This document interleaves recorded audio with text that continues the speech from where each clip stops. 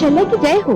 महाराज आखिर से लौट आए हैं और किसी भी क्षण राजभवन में प्रवेश कर सकते हैं। महारानी सुमित्रा को सूचना दो और उनसे कहो कि मैं महाराज के स्वागत के लिए राजभवन के द्वार पर जा रही हूँ। वे भी वहीं आ जाएं। जो आज्ञा। और हाँ, महाराज के स्वागत के लिए 2 दीप थालों की व्यवस्था की जाए, एक मेरे लिए और एक महारानी सुमित्रा के लिए।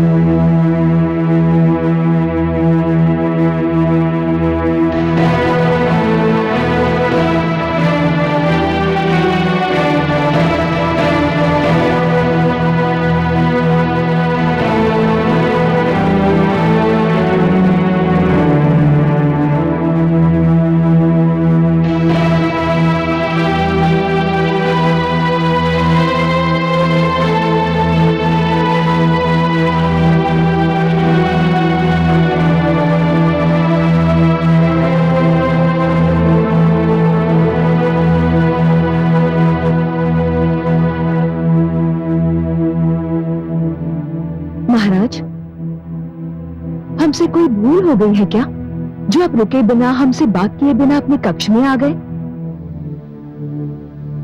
क्षमा चाहता हूं महारानी कौशल्या, मैं बहुत थका हुआ हूं। केवल थके हुए नहीं महाराज, आप बहुत अधीर भी दिखाई दे रहे हैं।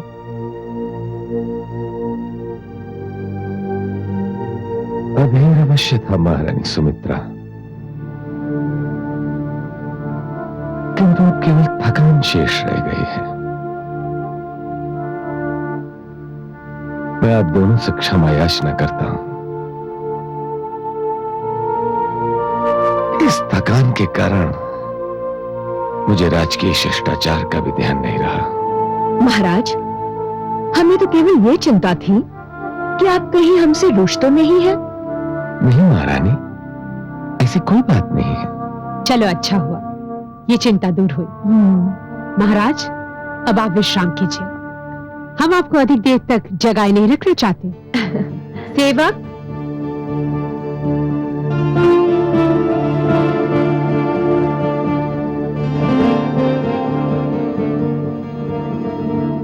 महाराज की जय हो। क्या है? महाराज को विश्राम करने दिया जाए। जो आज्ञा। किंतु पड़ोसी राज्य कैकेयी से कोई बहुत ही आवश्यक संदेशा लेकर आया है।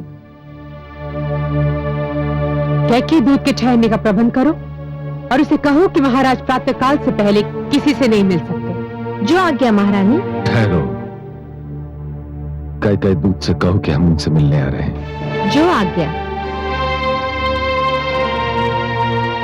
किंतु महाराज, आप बहुत थके हुए हैं, उससे कल भी लेट हो सकती है। नहीं महारानी, कैकेयी नरेश ने इतनी रात्रि को संदेशवाहक भेजा है, तो अवश्य ही कोई आपात संदेश होगा। पड़ोसियों की पुकार का अंतिम अक्षर समाप्त होने से पहले यदि उनकी सहायता के लिए न पहुंचा जाए तो स्वयं को सभ्य कहना अनुचित है। मैं जाता हूं।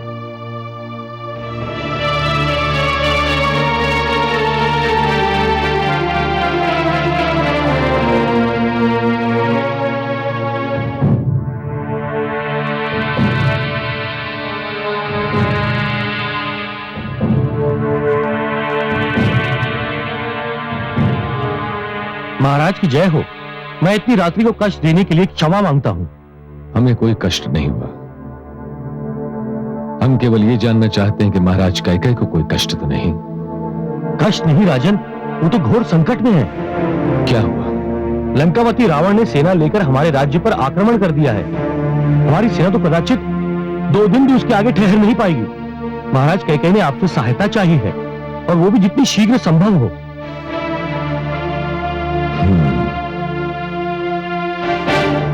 पड़ोसियों की सहायता करना हमारा धर्म है।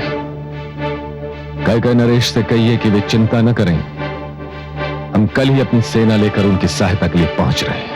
महाराज दशरथ की जय हो।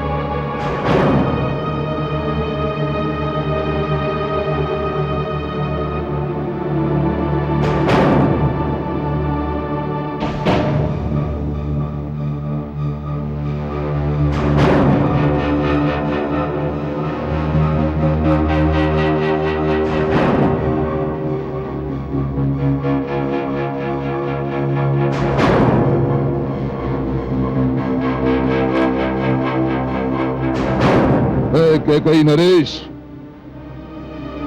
युद्ध टल सकता है, मानव रक्त मिट्टी में मिलने से रोका जा सकता है। तुम सर्वनाश के संकट से बच भी सकते हो, किंतु सबका केवल एक ही उपाय है कि तुम आत्मसमर्पण कर लो, मेरी प्रभु सत्ता स्वीकार कर लो और लौट जाओ यहां से, लौट जाओ। हम कहां से लौट जाएं लंकेश?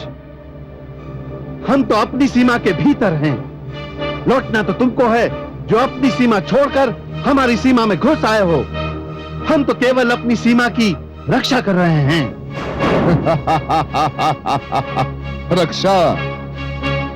तनिक अपनी सेना की ओर देखो कैकेयी नरेश, और फिर दृष्टि डालो मेरी सेना की ओर। मेरी सेना बाढ़ की रेले के भांति तुम्हारी सेना को तिनके की भांति बहा ले जाएगी।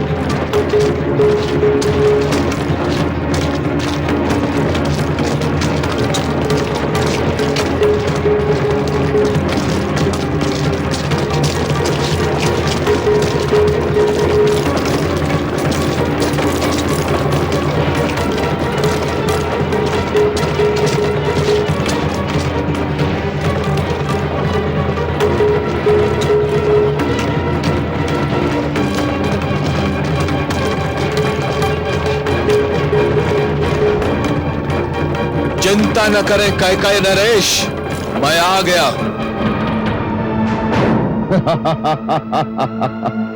तो कैकेयी ने अपनी सहायता के लिए पड़ोसियों को भी बुला लिया। संकट के समय एक पड़ोसी की सहायता करना दूसरे पड़ोसी का धर्म है, और अपनी राज्य सीमाओं का विस्तार करना मेरा धर्म है। रावण का धर्म। मुझे प्रसन्नता है अयोध्या नरेश कि राज्य सीमाओं के विस्तार की इस योजना में कैकेयी के साथ आपने अयोध्या का नाम स्वयं जोड़ दिया। हे लंकेश, बलपूर्वक अपनी सीमाओं का विस्तार करना प्रकृति के सिद्धांतों के विपरीत है। अच्छा है कि सब अपनी अपनी सीमाओं में रहकर फले फूले। यही शांति, समृद्धि और सभ्यता की मांग है। मैं असुर हूं महाराज दशरथ, असुर। असुर सभ्यता और मानव सभ्यता कभी मिलकर कोई निर्णय नहीं कर सकते, केवल लड़कर कर सकते हैं। इसी कारण वार्तालाप में कोई लाभ नहीं। आक्रमण करो, आक्रमण!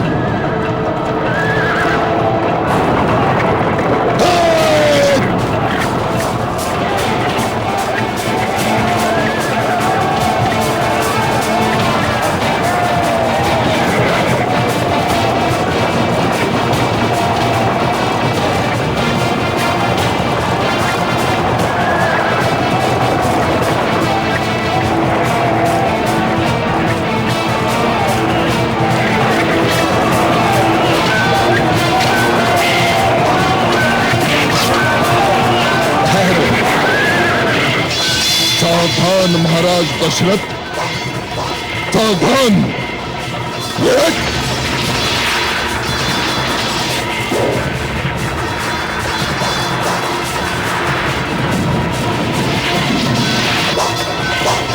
सावधान।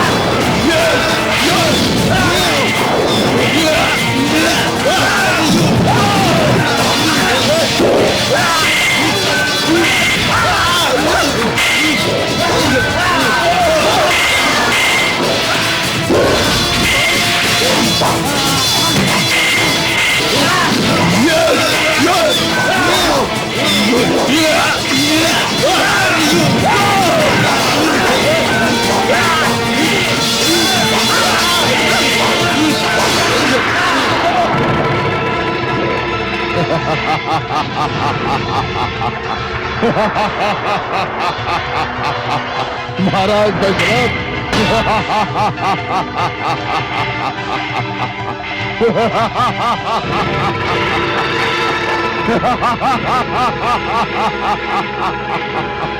तुम मुझे नहीं मार सकते।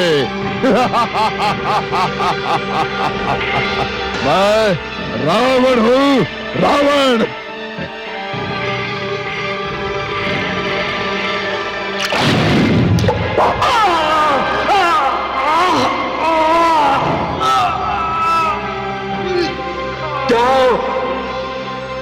उसी प्रकार एक दिन तुम भी अपने पुत्र वियोग में तड़पो, पुत्र वियोग में तड़पोगे। आपको आदेश देती हूं कि आप भविष्य में कभी शब्द भेदी बाण का प्रयोग नहीं करेंगे। मुझे धर्म संसद का निर्णय अक्षरशः स्वीकार्य है और वचन देता हूं कि जीवन में शब्द भेदी बाण का प्रयोग कदापि नहीं करूंगा। महाराज दशरथ, मैं यहां हूं।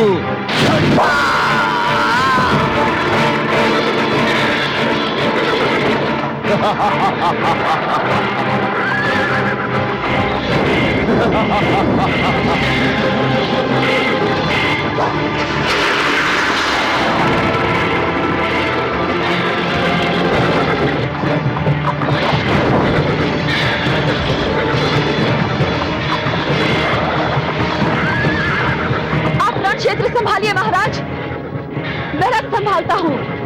धन्यवाद वीर सैनिक।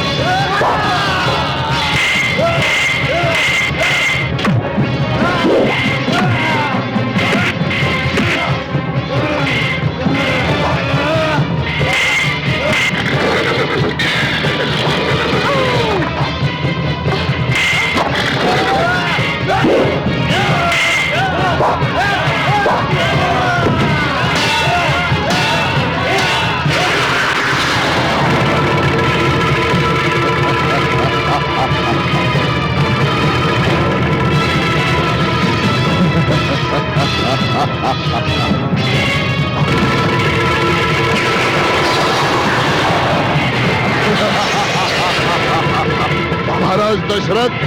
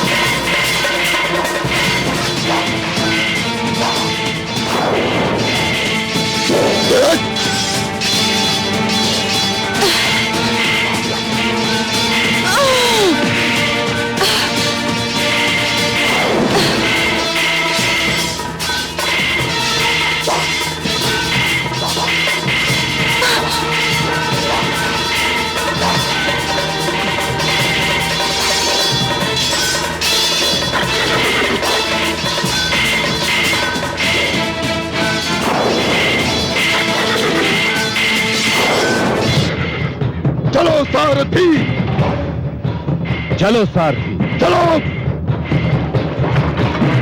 चलो।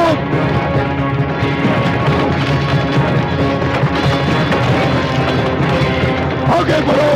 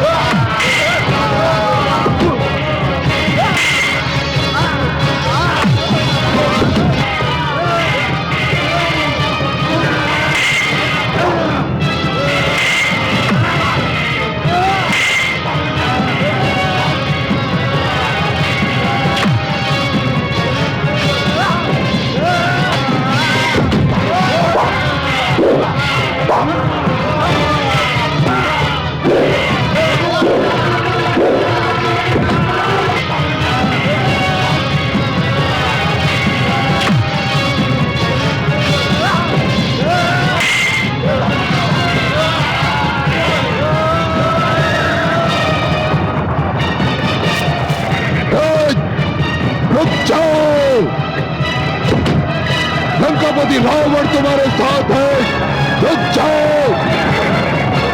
मैं कहता हूं रुक जाओ, रुक जाओ। लंकापति रावण तुम्हारे साथ है, रुक जाओ। मैं कहता हूं रुक जाओ।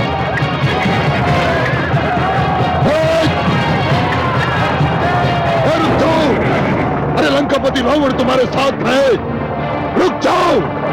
जाओ लंकेश।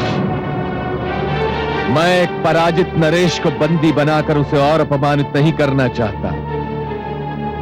बस इतना याद रखना कि जब भी अपनी सीमा पार करने का प्रयास करोगे तो अपमान और पश्चाताप के अतिरिक्त कुछ हाथ नहीं आएगा। जाओ। चलो सारथी। महाराज दशरथ की, महाराज दशरथ की, महाराज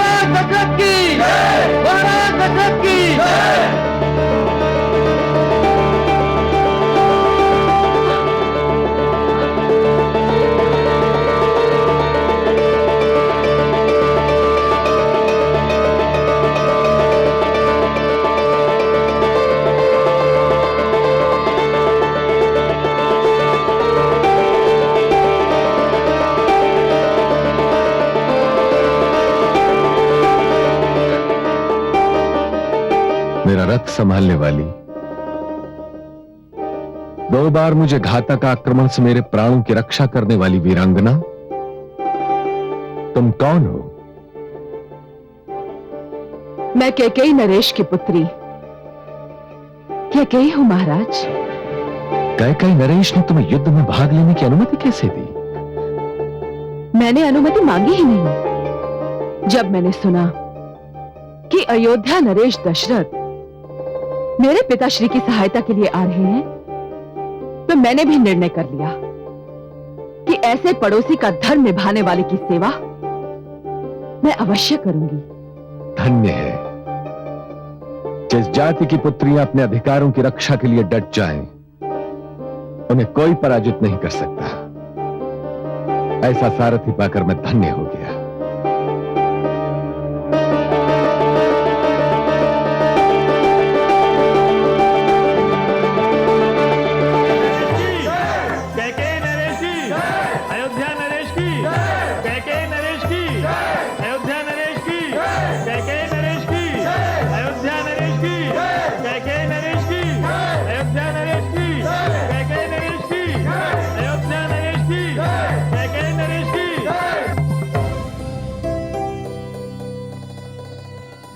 महाराजा दशरथ, अब कैकेयी राज्य आपका है, ये सिंहासन आपका है। मेरी आपसे विनती है कि आप इस सिंहासन पर विराजमान हों। धन्यवाद कैकेयी नरेश, किंतु यदि मैं इस सिंहासन पर बैठ गया तो मुझ में और लंकापति रावण में अंतर ही क्या रह जाएगा? किसी का राज्य और सिंहासन ले लेना, भले ही वो मित्रता के नाम पर क्यों ना हो, अनुचित और असभ्य कार्य है। यह सिंहासन आपको आपकी प्रजा का उपहार है राजन। इस पर आपके अतिरिक्त और कोई नहीं बैठ सकता। मैं यहां इस सिंहासन की रक्षा के लिए आया, इस पर बैठने के लिए नहीं। कृपया इस सिंहासन पर विराज कर इसकी शोभा बढ़ाइए।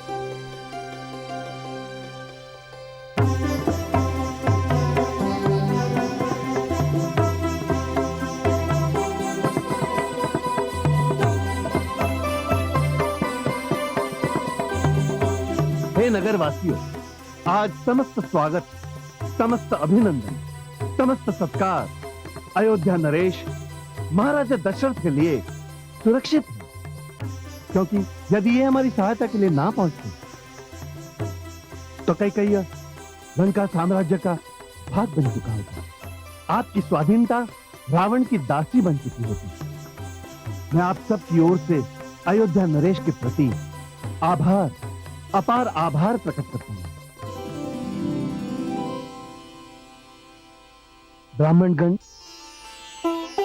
ओम स्वस्ति न इंद्रो वृद्धश्रवाः स्वस्ति नः पूषा विश्ववेदाः स्वस्ति नस्तार्क्ष्यो अरिष्टनेमि स्वस्ति नो बृहस्पतिर्दधातु।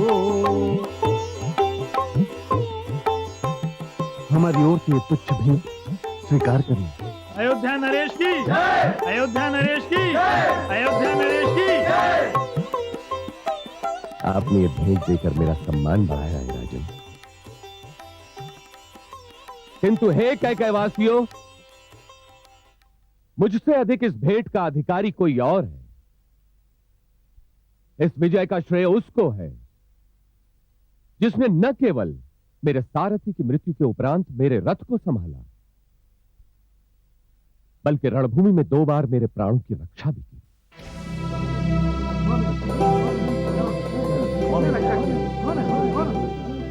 आपको आश्चर्य हो रहा होगा कि मैं किसके विषय में कहूं। तो हे कैकेयीवासियों, मेरी सारथी, मेरी प्राण रक्षक कोई और नहीं, आपके अपने देश कैकेयी की वीरांगना राजकुमारी कैकेयी है।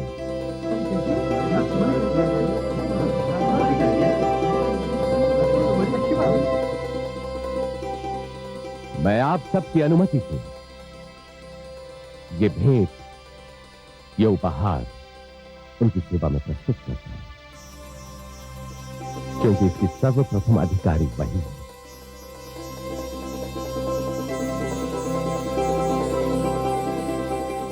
राजकुमारी कैकेयी,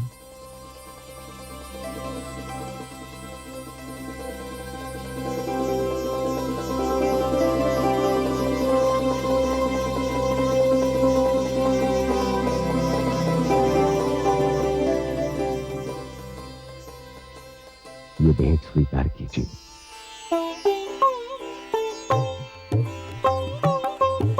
राजकुमारी कैकेयी की, राजकुमारी कैकेयी की, राजकुमारी कैकेयी की। हे अयोध्या नरेश, मैं इस योग्य नहीं थी। सत्य तो ये है कि आपने मेरे देश पर जो उपकार किया है, उसके सामने मेरी सेवा सर्वथा तुच्छ है। मैं तो केवल ये दिखाना चाहती थी कि यदि किसी राजा के पुत्र ना होकर पुत्री हो तो उसे निराश ना होना चाहिए। पुत्री पुत्र से कम नहीं होती। यदि अवसर दिया जाए तो वह वही कार्य कर सकती है जो पुत्र करता है या जिसे पुत्र को करना चाहिए। अपने राज्य के आदर की रक्षा, आत्मसम्मान की रक्षा मैंने भी केवल वही किया है। राजकुमारी कैकेयी की, राजकुमारी कैकेयी की, राजकुमारी कैकेयी की, राजकुमारी कैकेयी की।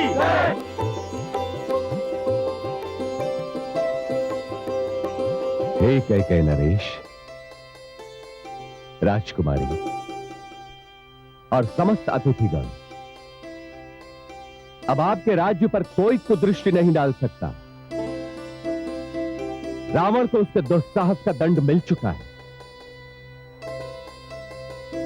अब आप अपना राजकाज संभालिए और मुझे अयोध्या जाने की अनुमति दीजिए।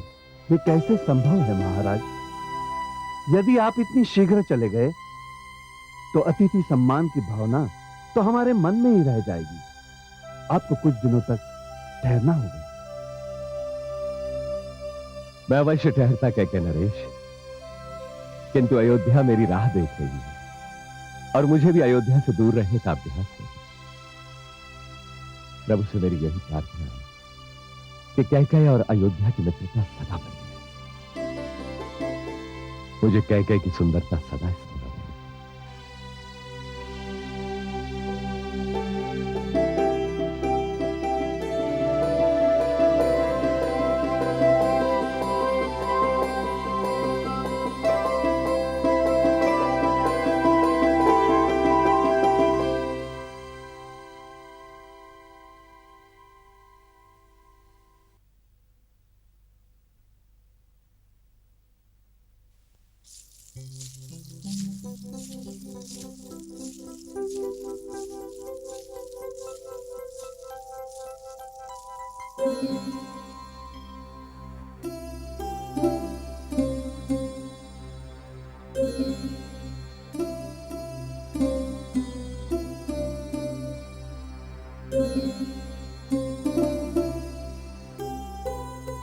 मुझे यहाँ देखकर आश्चर्य हो रहा है राजन। मैं आपको आपकी विजय की बधाई देने आई थी। मेरी विजय? क्या ये केवल मेरी विजय थी राजकुमारी कैकेयी? ये तो सबकी विजय थी और सबसे अधिक आपकी। नहीं राजन, विजेता तो केवल आप हैं। मैं तो हार चुकी हूँ, बहुत कुछ हार चुकी हूँ। हार चुकी?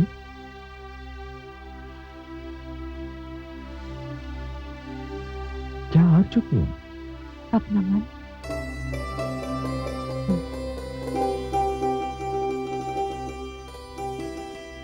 आपने युद्ध ही नहीं, मेरा मन भी जीत लिया है। राजकुमारी। हाँ राजन, रीति यही है कि जो हारता है वो अपना जीवन विजेता के चरणों में समर्पित कर देता है। मैंने भी अपना जीवन आपके चरणों में समर्पित करने का निर्णय लिया है। आपका क्या निर्णय है?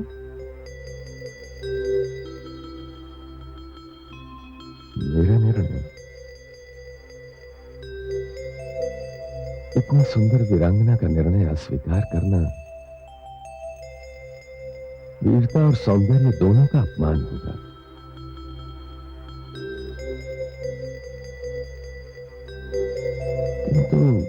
किंतु क्या राजन? आप निर्णय लेने के लिए स्वच्छंद हैं देवी। आप पर कोई रोक नहीं लगी, किंतु मैं जीवन का इतना महान निर्णय लेने के लिए स्वच्छंद नहीं हूं। मुझ पर रोक लगी हुई है। मेरे जीवन पर सुमित्रा और कौशल्या का भी अधिकार है।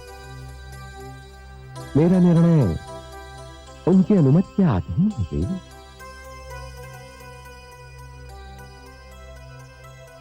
मुझे विदा दीजिए।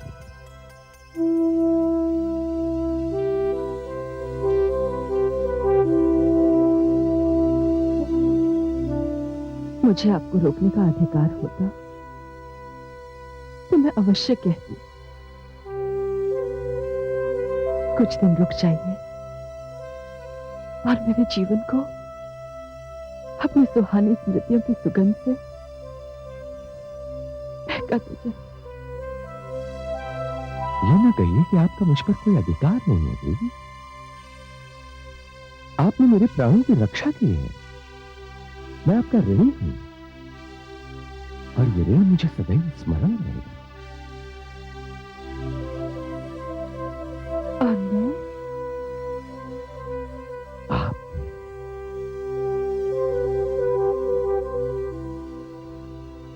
राजन, मेरी एक विनती मान ली। कहिए। अयोध्या पहुंचकर ये मत भूल जाइएगा कि कैकेयी में कोई आपकी प्रतीक्षा कर रहा है। न मैं ये भूलूंगा कि कैकेयी में कोई मेरी प्रतीक्षा कर रहा है, और मैं ये भूलूंगा कि कौन मेरी प्रतीक्षा कर रहा है।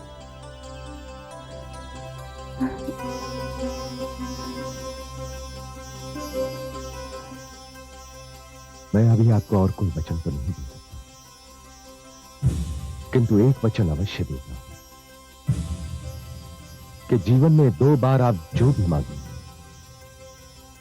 मैं ये सोचे बिना कि क्या मांग रही हैं और क्यों मांग रही हैं, मैं आपकी मांग अवश्य पूरी करूंगा। ये मेरा वचन है और यही रघुकुल रीत है।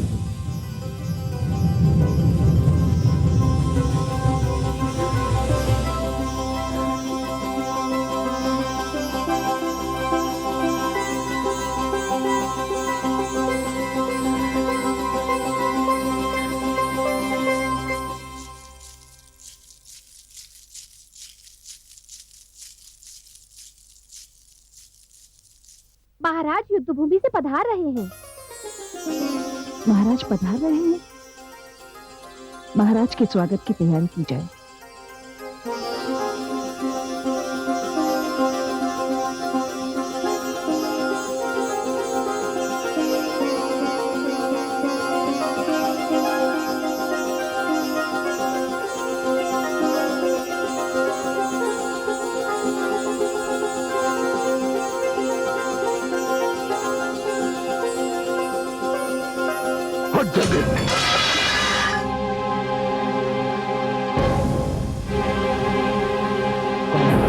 कायर, कायर है मेरी सेना, कायर है।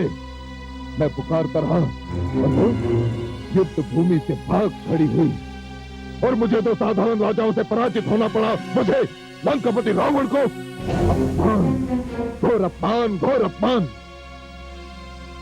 क्रोधित मत होइए स्वामी, कदाचित दूसरे के राज्य को हड़पने का निर्णय ही अनुचित। कैसे अनुचित था? अपने राज्य का विस्तार करना हर राजा का धर्म होता है। नहीं स्वामी, अपने राज्य की समृद्धि और अपनी प्रजा के सुख का ध्यान हर राजा का लक्ष्य होना चाहिए, और धर्म भी। शांत रहिए महारानी, शांत। आप भी वही भाषा बोल रही है तो अयोध्या नरेश दशरथ बोल रहा था। मैं अयोध्या नरेश दशरथ को नहीं जानती, मैं ये भी नहीं जानती कि वो क्या कह रहे थे। स्वामी, सत्य जिस भाषा में भी बोला जाए वो सत्य ही होता है, और उसे मान भी लेना चाहिए। नहीं, उसे मान लेने का अर्थ होगा मानव सभ्यता के सिद्धांतों को मान लेना। उसे मान लेने का अर्थ होगा असुर सभ्यता की पराजय स्वीकार कर लेना। नहीं नहीं महारानी मंदोदरी, नहीं। मैं अपने रक्त में घुले हुए अपनी असुर माता के दूध का तिरस्कार नहीं कर सकता। मैं असुर सभ्यता का विस्तार करना चाहता हूँ, मैं असुर नीति का विस्तार करना चाहता हूँ। मैं मृत्यु को अपनी शैया के हथे से बांधकर सदा सदा के लिए उसे अपना दास बना लेना चाहता हूँ। मैं महारानी मंदोदरी, मैं रावण ये करूंगा और करके ही रहूंगा।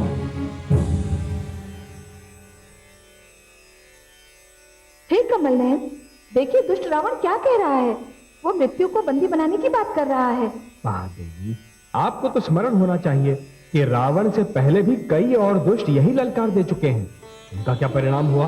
किंतु रावण तो सारे संसार पर अपनी पताका फहराने की बात कर रहा है, विश्व विजेता बनना चाहता है। ये स्वप्न भी कईयों ने देखा है और कदाचित सदा के लिए देखते भी रहेंगे। किंतु महादेवी, ये मत भूलिए कि स्वप्न केवल बंद नेत्रों से देखे जाते हैं। फिर वो नेत्र चाहे मुख पर जड़े हुए नेत्र हो या अपने विवेक के नेत्र हो, किंतु जब नेत्र खुल जाते हैं महादेवी, तो स्वप्न टूटकर बिखर जाते हैं। मुझे स्वयं से आश्चर्य हो रहा है कि वो अपनी सीमाओं के विस्तार की बात करके संकट को क्यों बढ़ावा दे रहा है। वो मंदोदरी की तर्कपूर्ण बातों को भी अनसुनी करने पर तुला हुआ है। महादेवी, विनाश काले विपरीत बुद्धि। रावण जैसे व्यक्ति यदि किसी की तर्कपूर्ण बातों को मान ले तो उनका भाग्य लेख बदल न जाए। किंतु आप तो जानती हैं महादेवी कि भाग्य का लेख कदापि नहीं बदल सकता। परंतु हे कमल नयन, यदि किसी का राज्य संसार के एक छोर से दूसरे छोर तक फैला हुआ हो, परंतु उसकी प्रजा दुख और अन्याय की चक्की में पिस रही हो, तो क्या उसे संतोष मिल सकता है? कदापि नहीं महादेवी। तो फिर क्या सीमा विस्तार की विचारधारा अनुचित नहीं है? सर्वथा अनुचित है महादेवी। ईश्वर ने धरती मानव के रहने के लिए दी है।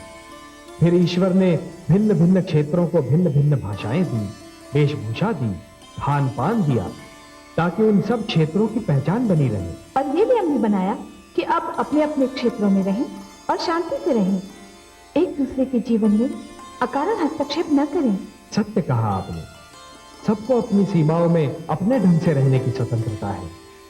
राज्य विस्तार, सीमा विस्तार, विचारधारा का विस्तार, महादेवी, ये सब अप्राकृतिक और अनैतिक स्थितियां हैं। रावण तो असुर संस्कृति को मानने वाला है, यज्ञ संस्कृति का विरोधी है वो, इसलिए वो यही सब करेगा। किंतु हे महादेवी, एक दिन उसे इस सब का दुष्परिणाम अवश्य भोगना पड़ेगा। आयुष्मान भव।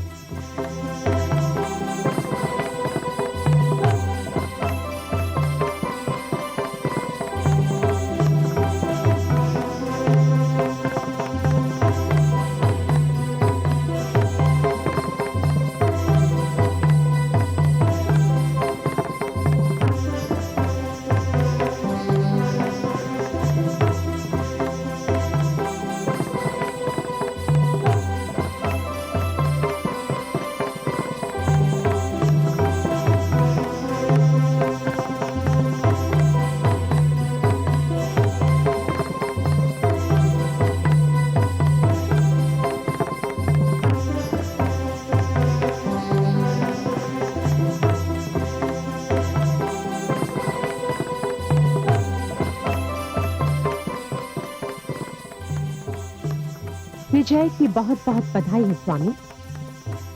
आपकी विजय से जग में अयोध्या का मान बढ़ा है। रावण जैसे शक्तिशाली सम्राट को परास्त करना कुछ सरल कार्य नहीं था। हमें आप पर गर्व है।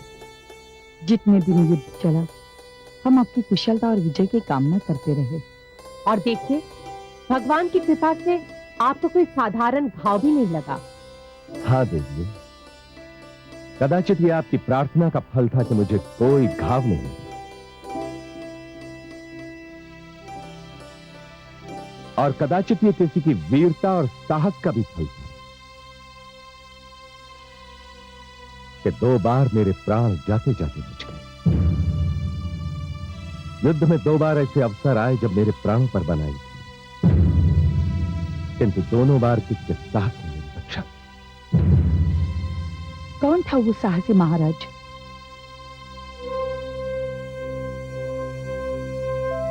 वो सारथी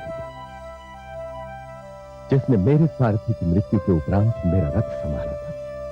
हम उस सारथी के आभारी हैं। वो सारथी अवश्य ही कोई बहुत बड़े पुरस्कार के योग्य है। क्या उसने आपसे कोई पुरस्कार मांगा महाराज? हाँ, मांगा तो था। आप तो महादानी हैं। आपने उसे अवश्य ही मुंह मांगा पुरस्कार दिया होगा। नहीं देवी, मैंने पुरस्कार नहीं दिया, नहीं दे सका। मुझे आश्चर्य हो रहा है, सूर्यवंशी क्षत्रिय महाराज दशरथ ने मांगने वाले को पुरस्कार नहीं दिया। अवश्य ही इसका कोई कारण रहा होगा। हाँ देवी, कारण था। इसका सबसे बड़ा कारण तो यह था कि मेरा वो सारथी कोई नवयुवक नहीं, स्वयं कैकेयी राज्य की राजकुमारी कैकेयी। तो क्या हुआ महाराज? यदि उन्होंने कुछ मांगा था तो आपको निसंकोच होकर दे देना चाहिए था। संसार में प्राणों से बढ़कर मूल्यवान और क्या है? यदि वो मिले तो हम उनका आभार प्रकट करें कि उन्होंने हमारे सुहाग की रक्षा की। किंतु महाराज, उन्होंने ऐसा क्या मांगा था? उन्होंने जो मांगा था वो मैं उन्हें आपकी अनुमति के बिना नहीं दे सकता था। अर्थात?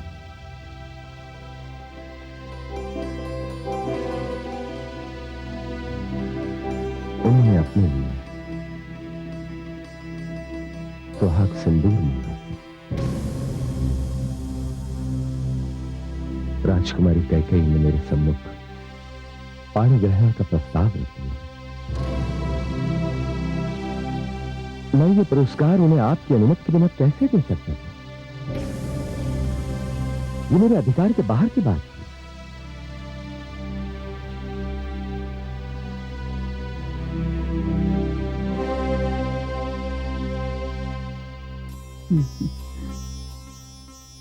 हमारे सुहाग की रक्षा करने के लिए यदि राजकुमारी कैकेयी ने यह पुरस्कार मांगा तो न इसे अनुचित कहा जा सकता है और न ही आश्चर्यजनक। मेरे विचार में आपको उनका प्रस्ताव स्वीकार कर लेना चाहिए था। क्यों दीदी? मैं सुमित्रा से सहमत हूँ स्वामी।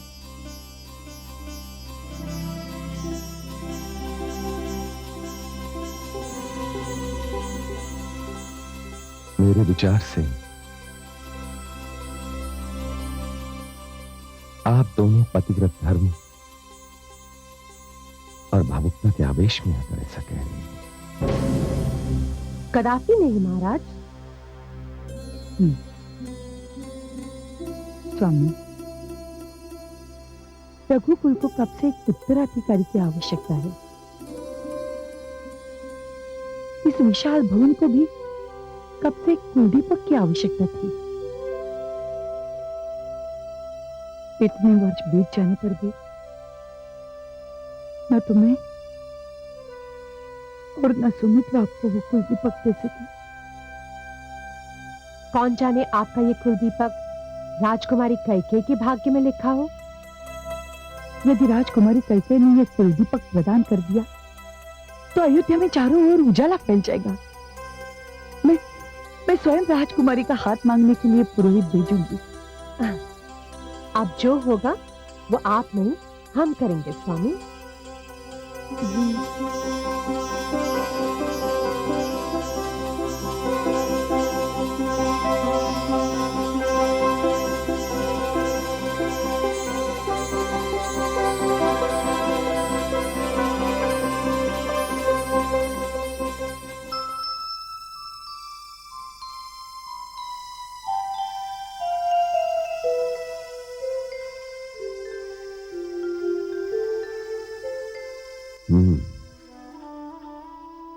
राजमहिषी महारानी कौशल्या, रात्रि के इस प्रहर में सुदूर मेरे आश्रम में आपके आगमन से ही मैं समझ गया था कि आप कोई अत्यंत ही गंभीर समस्या लेकर आई हैं, और वास्तव में समस्या बहुत गंभीर है। इसी कारण तो मैं आपसे मार्गदर्शन लेने आई हूँ। महारानी कौशल्या, आप जिस विषय में मेरा मार्गदर्शन चाहती हैं, उसमें आपका और महारानी सुमित्रा का विवेक ही मार्गदर्शन कर सकता है। राजकुमारी कैकेयी ने महाराज दशरथ के साथ विवाह की इच्छा व्यक्त की है। उनका जो भी निर्णय हो, उसका प्रभाव आप पर और महारानी सुमित्रा पर ही पड़ेगा। यदि आप दोनों राजकुमारी कैकेयी के प्रस्ताव को उचित समझती हैं, तो फिर मार्गदर्शन की आवश्यकता ही नहीं रह जाती। आप दोनों का निर्णय अनुपम है, महानता का द्योतक है। रघुकुल के लिए आपका ये त्याग सराहनीय है महारानी। धन्यवाद गुरुवर। बस एक कृपा और कर दें। कहिए। आप अपने आश्रम से किसी पुरोहित को कैकेयी ये संदेश लेकर भेज दे कि महाराज दशरथ को राजकुमारी कैकेयी का प्रस्ताव स्वीकार है। परंतु यह संभव नहीं है महारानी, क्योंकि परंपरा भी यही है और नियम भी यही है कि विवाह का प्रस्ताव कन्या पक्ष की ओर से ही कोई लेकर आता है, और इस नियम को तोड़ा नहीं जा सकता। क्यों नहीं तोड़ा जा सकता गुरुवर? जब कैकेयी ने सार रथी बनकर युद्ध में भाग लेकर हमारे स्वामी के प्राण बचाकर हर परंपरा और नियम को तोड़ दिया, तो क्या हम ये एक परंपरा और नियम नहीं तोड़ सकते? राजकुमारी कैकेयी ने महाराज दशरथ के सम्मुख ये प्रस्ताव रख दिया है। औपचारिकता के लिए क्या यही पर्याप्त नहीं है? आप जो भी कुछ कह रही हैं महारानी, वो सर्वथा तर्कसंगत है। तो गुरुवर, आप किसी पुरोहित को संदेश लेकर भेजेंगे ना? यदि आपका यही आग्रह है महारानी, तो मैं कल ही पुरोहित को संदेश देकर भेज देता हूं। गुरुवर, मैं आपकी आभारी हूं। मुझे आज्ञा दीजिए। आयुष्मती बाबू।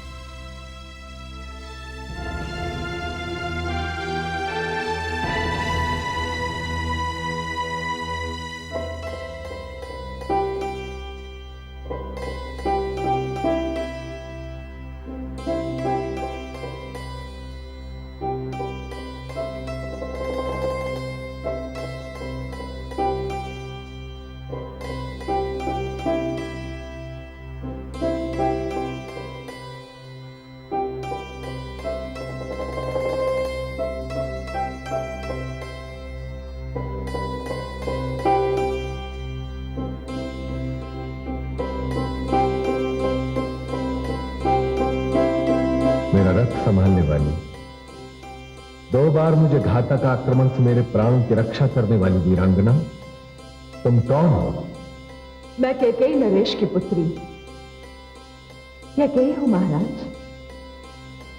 धन्य है जिस जाति की पुत्रियां अपने अधिकारों की रक्षा के लिए डट जाएं, उन्हें कोई पराजित नहीं कर सकता। मुझ पर रोक लगी हुई है। मेरे जीवन पर सुमित्रा और कौशल्या का भी अधिकार है। मेरा निर्णय उनकी अनुमति के अधीन है देवी।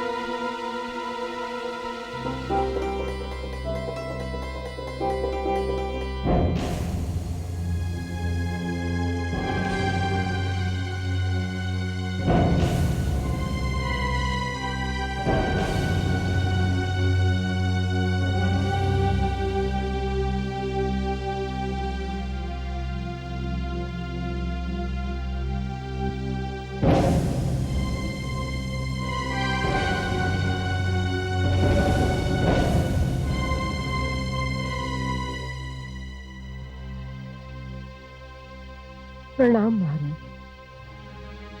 मंत्रा तुम?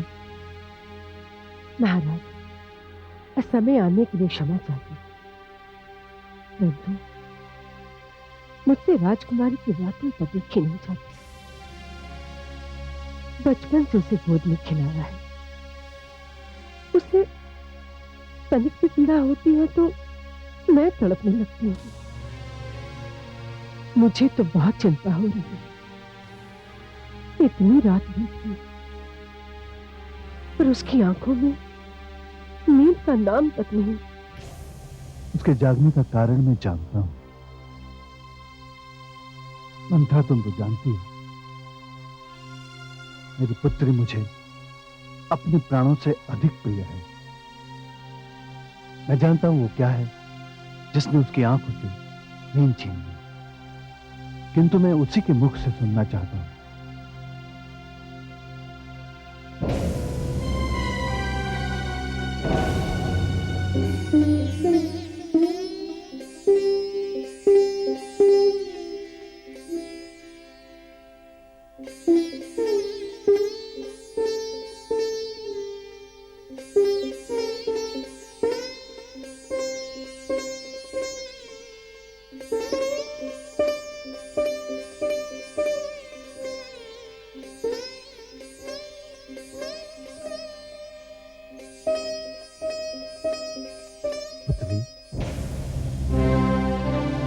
पिताश्री, आप? हाँ, मंत्रा ने मुझे बताया कि तुम अभी तक सोई नहीं, तो मैं पूछने चला आया कि क्या बात है। सब कुशल तो है ना? कुछ नहीं पिताश्री, बस यूं ही नींद नहीं आ रही थी। पुत्री, मैं तुम्हारा पिता हूं, तुम तो जानती हो तुमसे कितना स्नेह करता हूं। मुझसे अपने मन का भेद मत छिपाओ। मुझे बताओ क्या चाहती हो? तुम्हारी हर इच्छा पूरी करने में ही मेरा सुख है। पिताश्री, कहो, मुझसे कहो क्या बात?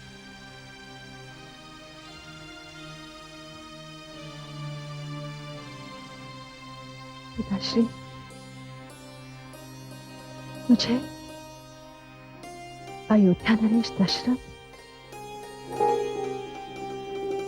तुम्हें अयोध्या नरेश दशरथ भागे हैं?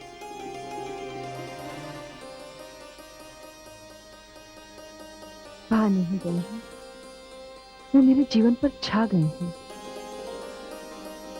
अब मैं उन्हें अपने जीवन से अलग नहीं कर सकती। मुझे आश्चर्य नहीं है। अयोध्या नरेश सज्जन हैं, वीर। उन्होंने उस समय हमारी सहायता की तो कोई भी हमारी सहायता करने के लिए आगे नहीं बढ़ रहा था। मैं उन्हें संदेश भी भिजवा सकता हूं, किंतु पुत्री, किंतु मैं तुम्हें विश्वास नहीं दिला सकता कि वो हमारा संदेश स्वीकार कर लेंगे, क्योंकि मैं उनकी परिस्थितियां जानता हूं।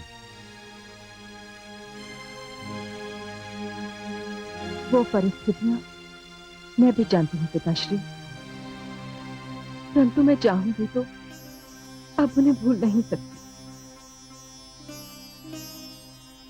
मैंने अपना जीवन उनको समर्पित कर दिया है। यदि उन्होंने हमारा संदेश अस्वीकार कर दिया तो क्या तुम इस दुख को सह लोगी? हाँ पिताश्री, सह लूंगी, और ये भी वचन देती हूँ कि यदि उन्होंने हमारा प्रस्ताव अस्वीकार किया तो मैं जीवन भर उन्हीं के नाम पर बैठी रहूंगी। ऐसा मत कहो। मैंने अयोध्या नरेश को अपना पति स्वीकार कर लिया है। अब किसी और के लिए मेरे जीवन में कोई स्थान नहीं।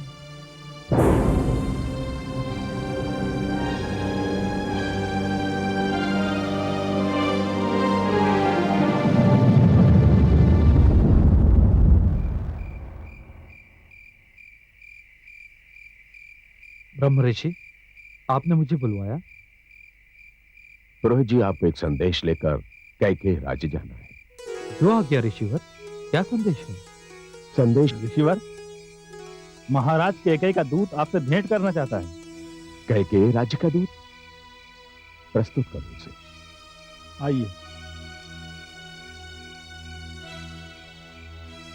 प्रणाम ऋषि श्रेष्ठ। मैं कैकेयी का राजपुरोहित हूँ। स्वागत है आपका। कहिए, क्या संदेश लाए? ऋषिवर, आप महाराज दशरथ के कुलगुरु हैं। मुझे मेरे महाराज ने आपके पास अयोध्या नरेश दशरथ से अपनी पुत्री राजकुमारी कैकेयी के विवाह का प्रस्ताव लेकर भेजा है।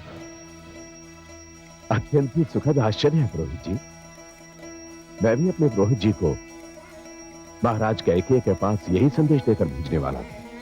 ये तो बहुत सुंदर संयोग हुआ। यदि आपकी अनुमति हो तो मैं ये शगुन लेकर महाराज दशरथ की सेवा में पहुंचूं। मेरी पूर्ण अनुमति है। मैं अभी व्यवस्था किए देता हूँ। पुरोहित जी, धन्यवाद ऋषिवर।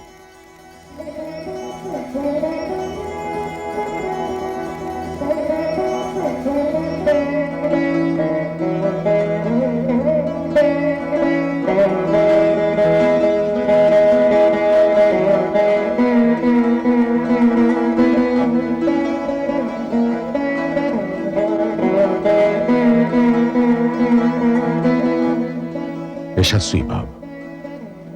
राजन, ये कैकेयी के राजपुरोहित हैं। आयुष्मान भव राजन। मैं कैकेयी राज्य से महाराज कैकेयी की ओर से उनकी सुपुत्री राजकुमारी कैकेयी के वागदान के प्रथम विधि संपन्न करने आया हूं। दासी, कृपया ये श्रीफल एवं उत्तरीय स्वीकार कर पूरे कैकेयी राज्य को आभार का अवसर दें। ये तो परंपरा है राजन, स्वीकार कीजिए। ओम स्वस्ति न इंद्रो वृद्धश्रवाः स्वस्ति नः पूषा विश्ववेदाः स्वस्ति नस्तार्क्ष्यो अरिष्टनेमि स्वस्ति नो बृहस्पतिर्दधातु। राजपुरोहित जी, इस विधि से रघुकुल ने राजकुमारी कैकेयी को अपनी कुलवधू के रूप में और राजा दशरथ ने अपनी भार्या के रूप में स्वीकार किया। और मैं रघुकुल का कुलगुरु होने के नाते इस विवाह को संपन्न कराने की घोषणा करता हूं। शुभमस्तु। ये ना कहिए कि आपका मुझ पर कोई अधिकार नहीं है देवी। आपने मेरे प्राणों की रक्षा की है। मैं आपका ऋणी हूं और ये ऋण मुझे सदैव स्मरण रहेगा। और मैं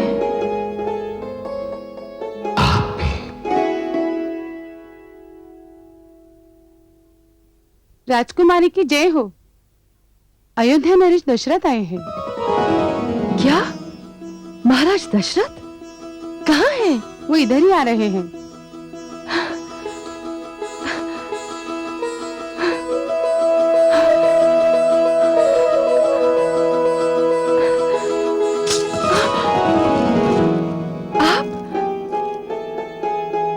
मुझे देखकर आश्चर्य हो रहा है देवी।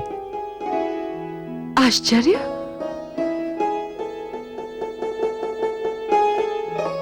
मुझे अपने नेत्रों पर विश्वास नहीं हो रहा है। कहीं मैं स्वप्न? नहीं, ये स्वप्न नहीं है देवी। मैं वही दशरथ हूं जिसका जीवन आपकी वीरता का उपहार है। नहीं, आप वे दशरथ हैं जिनका प्रेम अब मेरे जीवन का आधार है। मुझे समझ में नहीं आता मैं आपका स्वागत कैसे करूं। बुद्धिमान कहते हैं कि जो बात समझ में ना आए वो नहीं करनी चाहिए। स्वागत तो औपचारिकता है।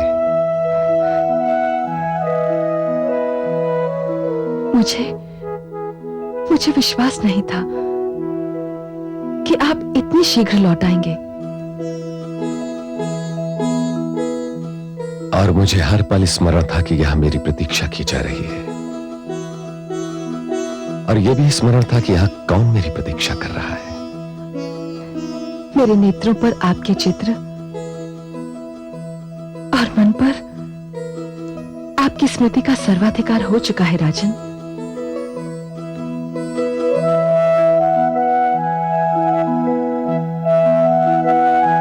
आपने ये नहीं पूछा कि मैं यहां क्यों आया।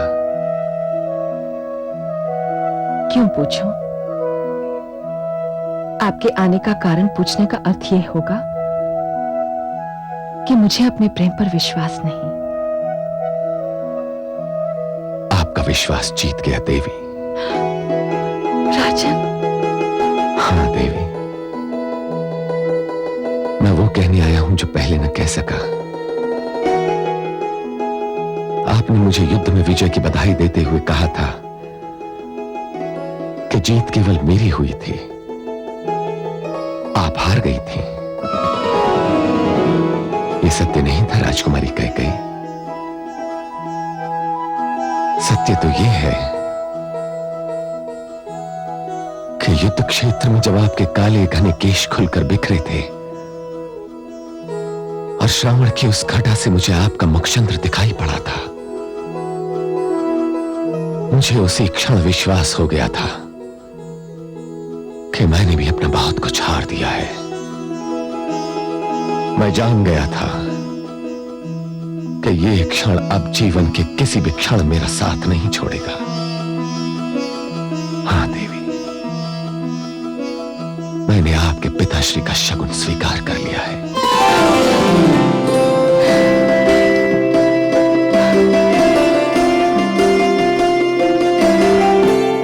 राजन, मुझे ईश्वर ने हृदय इसीलिए दिया था ताकि मैं उसे आपके चरणों में रख दूं।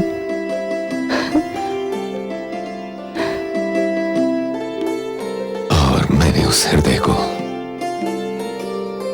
बड़े प्यार से उठाकर अपने हृदय में रख लिया है।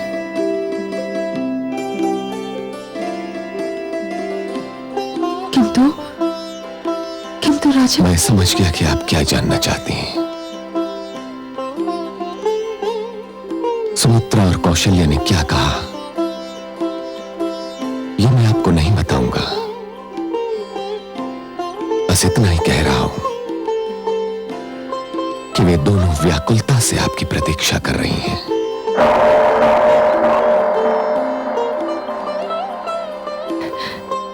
मैं भी उन्हें मिलने को अधीर हो रही हूं। आप मुझे जाने की अनुमति दीजिए देवी। वहां अयोध्या में लोग मुझे खोज रहे होंगे, सोचते होंगे कि मैं न जाने कहां जाकर छुप गया।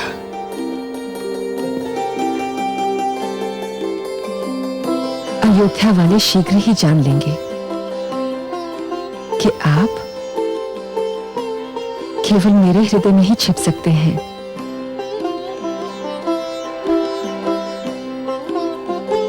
अच्छा देवी,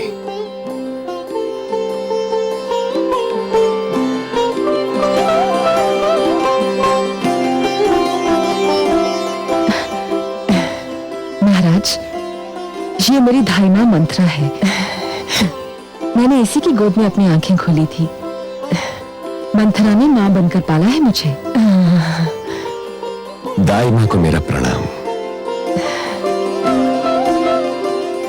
तेजस्वी भव, यशस्वी भव, दीर्घायु भव।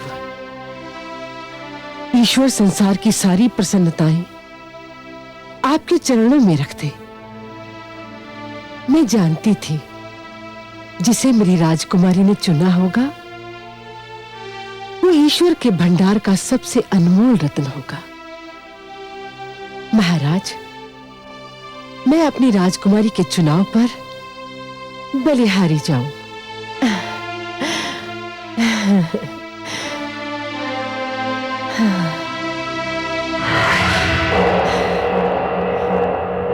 वाह पुत्री, चुना भी तो 2 पत्नियों वाला पति।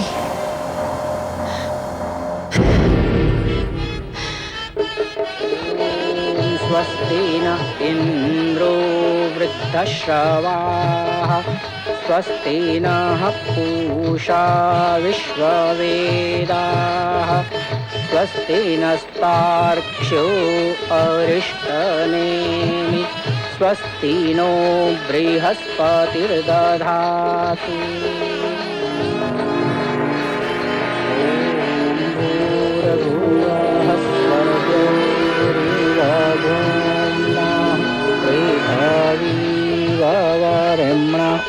तस्यास्ते पृथ्वी। तेरे संपन्न हुए, अब आप अपने बड़ों से आशीर्वाद लीजिए।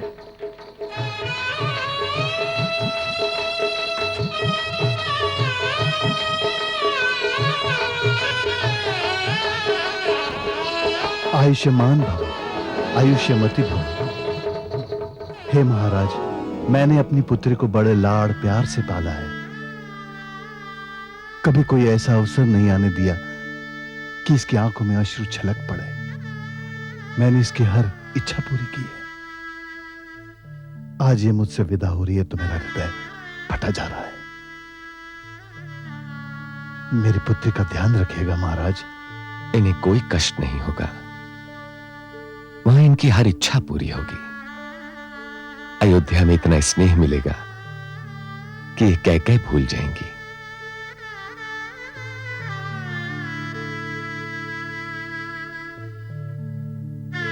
एक और विनती है महाराज। आदेश करें।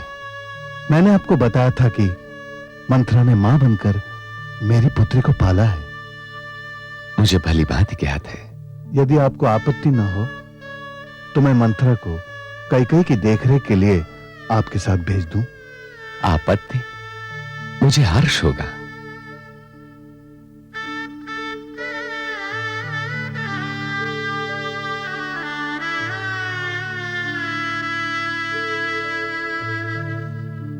आइए देवी।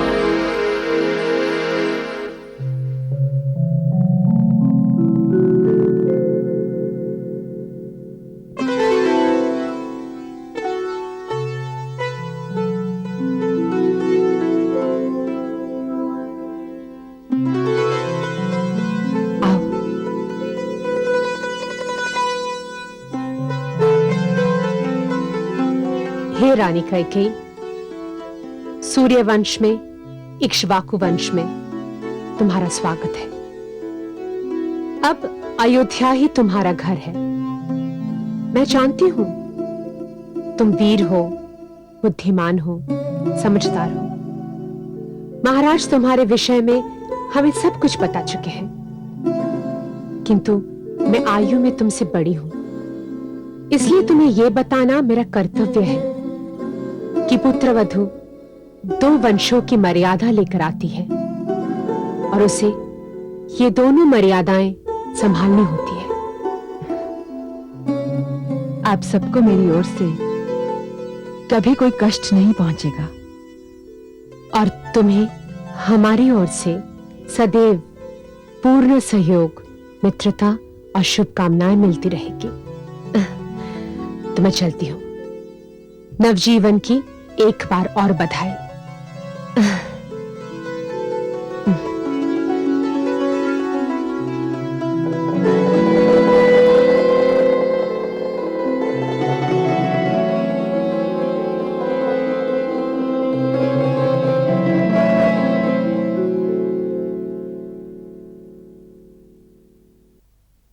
स्वामी, मुझे आपसे ये कहने की आवश्यकता तो नहीं,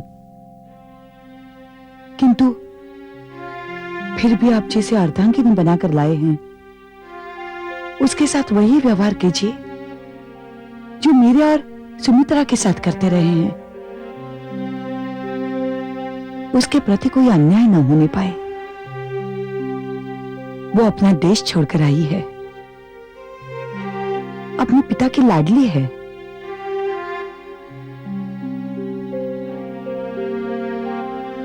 आप महान हैं। पटरानी होते हुए भी कैकेयी के प्रति जो प्रेम और स्नेह का प्रदर्शन आप कर रही हैं, ये गुण हर स्त्री में नहीं होता। साधारणतया एक स्त्री दूसरी स्त्री को अपने अधिकारों का एक अंश भी नहीं देती, और आप। मुझे सूर्यवंश और इक्ष्वाकु वंश का हित अपने हित से अधिक प्रिय है महाराज।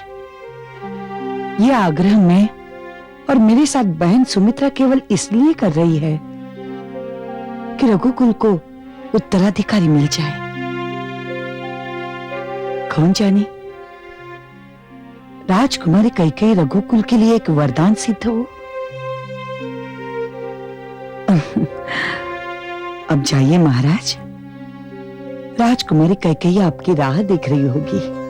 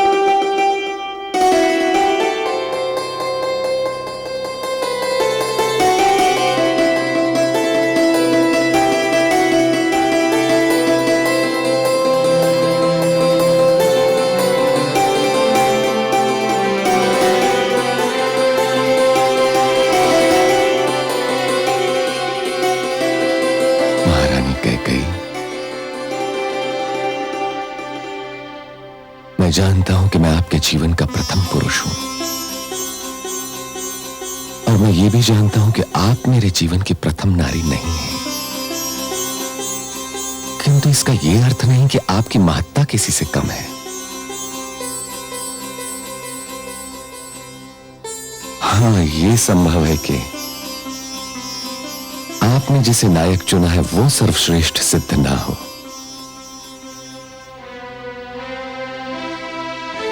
मैंने आपको अपने जीवन का महानायक चुना है महाराज। सर्वश्रेष्ठ कौन होता है, क्या होता है, इसकी व्याख्या केवल मैं कर सकती हूं। यह अधिकार मेरा है।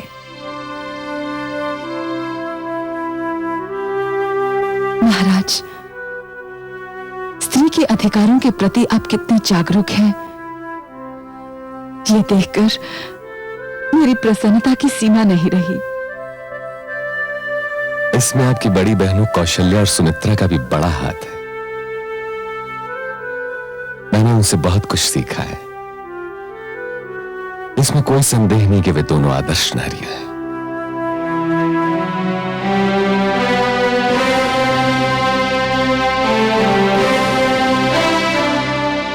महाराज, इस कुल में आने से मैं धन्य हो गई।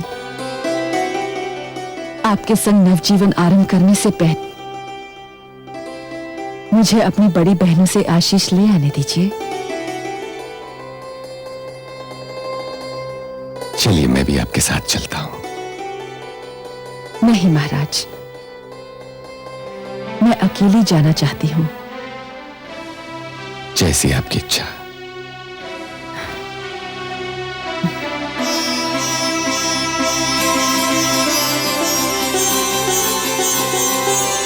कैकेयी केवल आयु में छोटी नहीं, बहुत भोली भी है। और प्रसन्नता की बात यह है कि उसके मन में हम दोनों के प्रति बहुत आदर है। मुझे भी वो पहली दृष्टि में ही भा गई। ईश्वर करे वो महाराज के वंश को हरा भरा बना दे। इस भवन में किसी नवजात शिशु की किलकारियां गूंजने लगे। ऐसा ही होगा दीदी। सत्य कहते हो सुमित्रा? यदि कैकेयी के गर्भ से शिशु जन्मा तो मैं उसे अपनी संतान समझकर कलेजे से लगा लूंगी।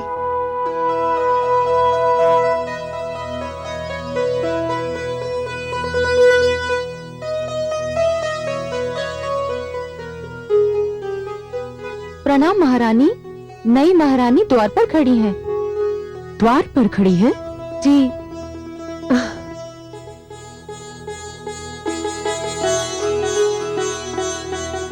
तुम यहाँ क्यों खड़ी हो? अंदर आओ। आओ।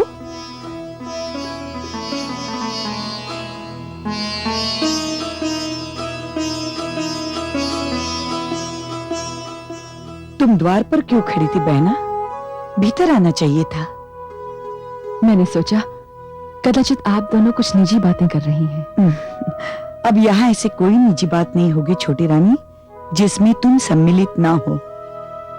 अब तुम हम सब के जीवन का अंश हो। नवजीवन आरंभ करने से पहले मैं आप दोनों का आशीर्वाद लेना चाहती थी।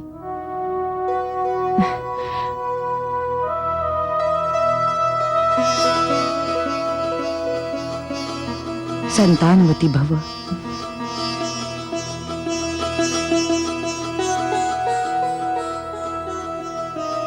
सौभाग्यवती भव।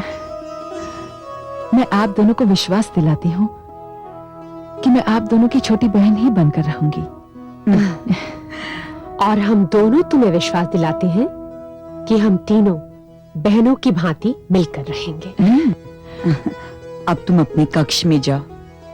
महाराज प्रतीक्षा कर रहे होंगे। चल आओ।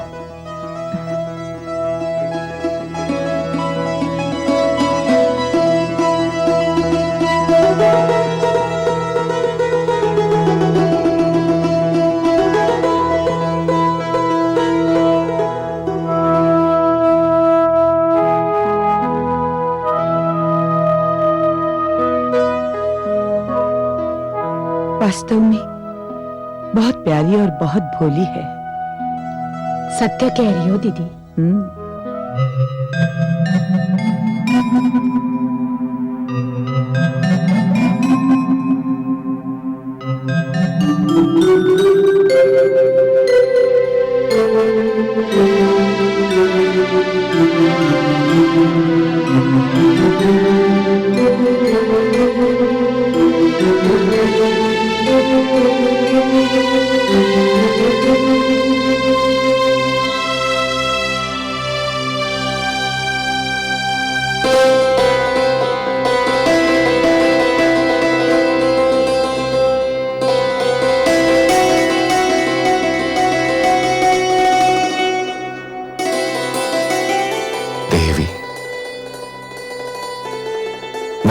वचन दिया था कि जीवन में किसी भी समय आप 2 वर मुझसे मांग सकती हैं।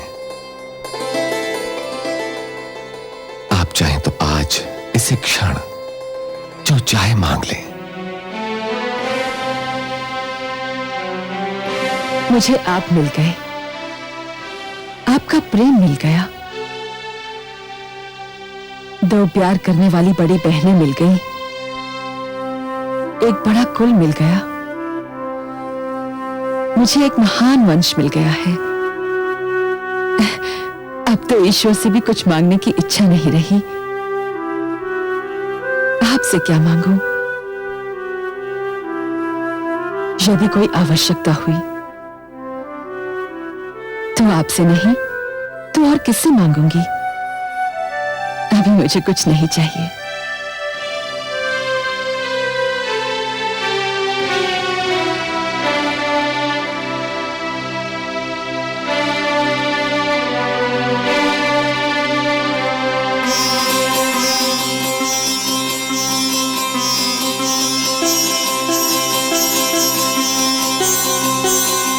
तो फिर ये तुच्छ भेंट स्वीकार कीजिए।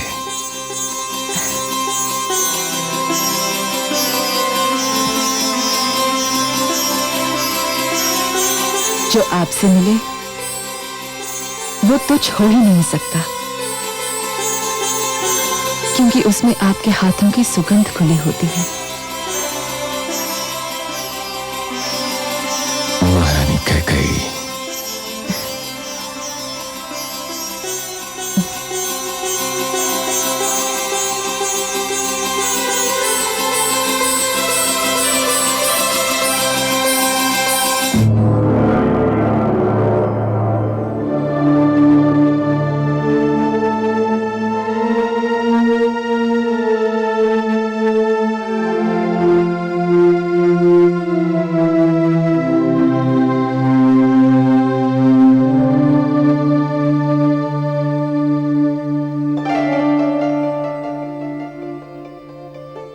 बड़े गहरे चिंतन में डूबी हुई दिखाई दे रही है महादेवी। किस समस्या ने आपका ध्यान अपनी ओर आकर्षित कर रखा है? कुछ नहीं कमल नयन, मैं अयोध्या नरेश दशरथ के भाग्य की विडंबना के विषय में सोच रही थी। विडंबना? विडंबना कैसी महादेवी? इस क्षण तो उनके जीवन रूपी सागर में सुख का ज्वार आया हुआ है। उन्हें कौशल्या और सुमित्रा जैसी देवियों का साथ तो प्राप्त था ही, अब देवी कैकेयी जैसी वीर, सुंदर और साहसी स्त्री उनके जीवन में सुख का संदेश लेकर आई है। सुख का संदेश? तो क्या आप भी कौशल्या सुमित्रा की भांति यही समझते हैं कि कैकेयी राजा दशरथ को वो दे सकेगी जो वे दोनों न दे सकी? कैकेयी राजा दशरथ को संतान दे पाती है अथवा नहीं, ये तो केवल विधाता जानते हैं महादेवी। परंतु इसमें चिंता की क्या बात है? मुझे चिंता है सर्वेश्वर, मुझे चिंता है। यदि दशरथ को संतान नहीं मिलती है तो उन्होंने आज जिस सुख का अनुभव किया वो क्षणिक सिद्ध होगा, और यदि उन्हें संतान मिलती है तो श्रवण के माता पिता का श्राप उनकी ताक में है। आपकी चिंता सर्वथा उचित है महादेवी। श्रवण के माता पिता का श्राप उनके दुखी हृदय की पुकार था, और आप तो जानती हैं महादेवी कि दुखी हृदय की पुकार अपना रंग दिखाए बिना नहीं रहती। तो क्या श्रवण के माता पिता का श्राप ही किसी नई कहानी का कारण बन जाएगा? महादेवी, जिस शंका ने आपके मस्तिष्क में सिर उठाया है वो सर्वथा निराधार नहीं है। प्रकृति की लीला बड़ी विचित्र होती है महादेवी। देखिए ना, यदि प्रकृति को बंजर धरती पर भी पौधा उगाना होता है तो वो वायु की हथेली में छुपाकर एक बीज भेज देती है, और देखने वाले आश्चर्यचकित रह जाते हैं कि इस बंजर धरती पर एक हरा भरा वृक्ष कहां से आ गया। हे कमल नयन, तो क्या वास्तव में वही श्राप राजा दशरथ के जीवन में संतान सुख का कारण बन जाएगा? इसका ज्ञान भी विधाता को ही है महादेवी। परंतु हां, मैं आपको एक बात अवश्य बता दूं। बताइए। महादेवी, हर कथा का कोई ना कोई कारण अवश्य होता है, हर घटना का कोई ना कोई आधार अवश्य होता है, और हर अनहोनी किसी न किसी विशेष परिस्थिति में ही जन्म ले सकती है। महादेवी, वो कारण कभी कभी अपने ही पास होता है तो दिखाई देता है, तो कभी इतना दूर होता है कि उसे देखना संभव ही नहीं होता। हे सर्वेश्वर, आपकी बात पूर्ण रूप से मेरी समझ में नहीं आई। महादेवी, कभी कभी होने वाली घटनाओं का कारण घटनास्थल से दूर होना भी तो संभव होता है। यूं समझिए कि कभी कभी धरती पर जो घटनाएं घटती हैं उनका कारण दूर नभमंडल और अंतरिक्ष में होने वाली हलचल होती है। आज वही हो रहा है। क्या हो रहा है कमल नयन, और कहां हो रहा है? महादेवी, अयोध्या में जो कथा जन्म लेने वाली है उसका कारण अयोध्या से बहुत दूर लंका में बन रहा है। लंका में? हाँ महादेवी, लंका में। लंका नरेश रावण के घर में।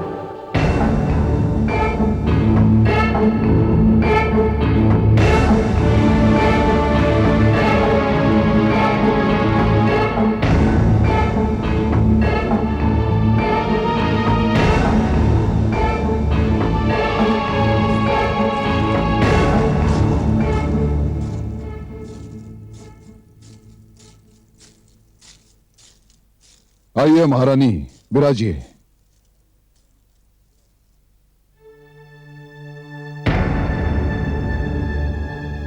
क्या बात है महारानी, आज आप खिन्न और दुखी दिखाई दे रही हैं। हाँ स्वामी, मैं दुखी अवश्य हूँ। मैं आपके दुख का कारण जानता हूं। क्या जानते हैं आप? आप मेरे उस दिन के व्यवहार से दुखी हैं जब मैंने युद्ध भूमि से लौटकर आरती का थाल फेंक दिया था, दीप बुझा दिए थे। महारानी, मैं उस दिन के व्यवहार की क्षमा मांगता हूं। मुझे विश्वास है कि आप समझ गई होंगे कि उस समय मेरी मनोस्थिति क्या रही होगी। दशरथ के हाथों पराजय ने मुझे अत्यंत हताश कर दिया था और उसी आवेश में आकर मैं आपका तिरस्कार कर बैठा। स्वामी, वो हमारे घर की बात थी। मैंने आपके क्रोध का कारण जानकर उस बात को भुला भी दिया। तो फिर अब क्यों दुखी दिखाई दे रही हैं? इसका कारण बाहर की बात है स्वामी। घर के भीतर की बात दब सकती है, दबाई जा सकती है, किंतु बाहर की बात न दब सकती है न दबाई जा सकती है। वो वायु के कंधों पर सवार होकर सारे संसार में फैल जाती है। महारानी मंदोदरी, मैं जानता हूं कि आप महान बुद्धिमान हैं। मुझे आपकी बुद्धिमता में कोई संदेह नहीं है, परंतु आप जो कह रही हैं वो मेरी बुद्धि में नहीं समा सका।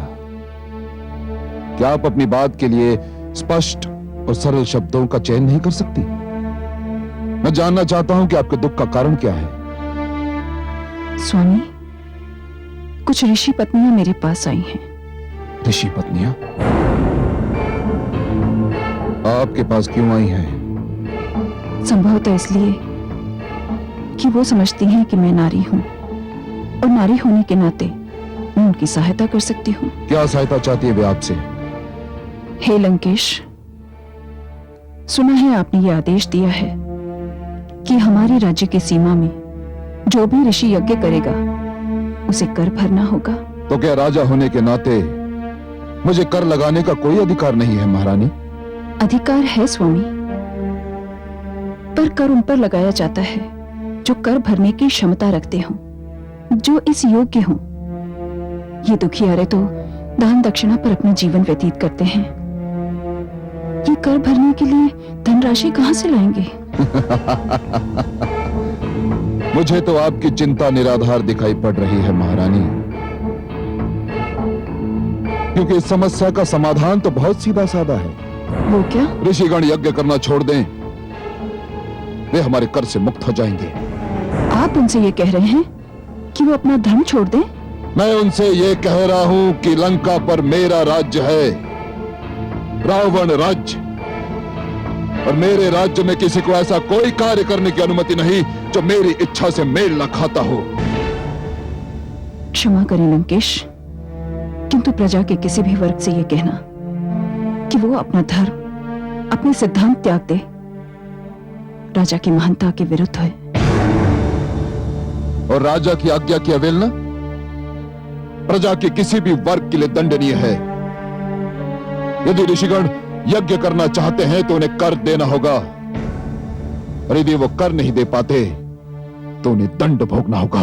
और वो दंड क्या होगा? कुछ अधिक नहीं महारानी, कुछ अधिक नहीं। आप तो जानती हैं कि मैं बहुत न्यायप्रिय हूं। जो कर नहीं देंगे अथवा दे नहीं पाएंगे, उनके शरीर से विशेष मात्रा में रक्त निकाल लिया जाएगा। सो बात बहुत सरल है। जो भी यज्ञ करना चाहे करे, उसे स्वतंत्रता है। मैं किसी की स्वतंत्रता को कुचलना नहीं चाहता। बस जो कर नहीं देंगे उन्हें रक्त देना ही होगा। क्यों, है ना न्याय संगत? हे ईश्वर, ये न्याय संगत है। ये न्याय संगत है। महारानी, आपसे मिलने जो ऋषि पत्नी आई हैं उन्हें मेरी ओर से शुभ समाचार दे दीजिए कि मैंने उनकी समस्या का बहुत सरल समाधान बता दिया है। अब मुझे अनुमति दीजिए बहुत सारे ऋषिगण पकड़ कर लाए गए हैं, मुझे उनको भी न्याय देना है।